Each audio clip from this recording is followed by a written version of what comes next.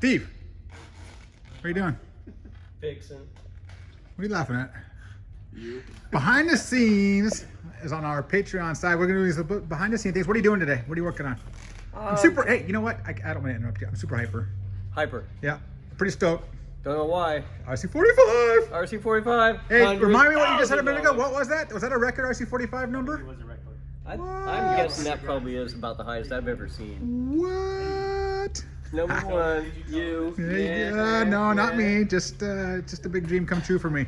So I posted earlier on all the work that Mike Warshaw went through on the front end, right? And he did a fine job. Yeah, came out badass, huh? Yep, He very does good. not cut any corners. He went all the way out on that one, so it's going to be. He even made a go no go gauge.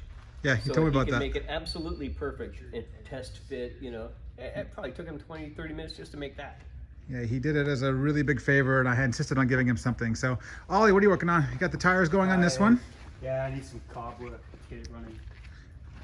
RC30 Swiss version. Put the tires on it. We're going to go through a bunch of stuff to get it pretty much perfect. So you'll see it going for some paintwork and stuff. But for right now, he wants to ride it a little bit and then bring it back for The rest of the work. Yep, perfect, excellent, I love it. And the Confederate we talked about yesterday, that's coming along nicely. The 996R is done, belts and fluids and a bunch of other stuff. So the owner of this is letting us, or considering putting it on the auction site. It's loaded up with really cool parts. I mentioned it yesterday, but it's all together.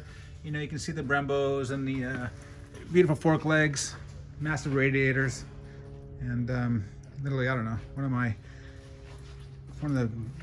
my favorite Ducatis. Just look at that carbon on the gas tank.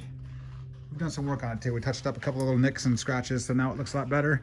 This one's coming together, getting a valve adjustment. This one just came in, this Husky, and we'll go on the auction site pretty soon. It has one tiny little O-ring leak. We're gonna get that dialed in. It just came in today. And beyond speaking of what came in today, this Paul Smart just came in last night, or this morning I should say. I talked about this one earlier. All loaded up with trick bits. Gas just came in as well. You know, we always like to dabble with the dirt bikes, so both of them super nice and kind of loaded up. And we just finished this morning, so she is headed back to her owner today. We just got the belts and fluids and things like that. So a lot of exciting stuff.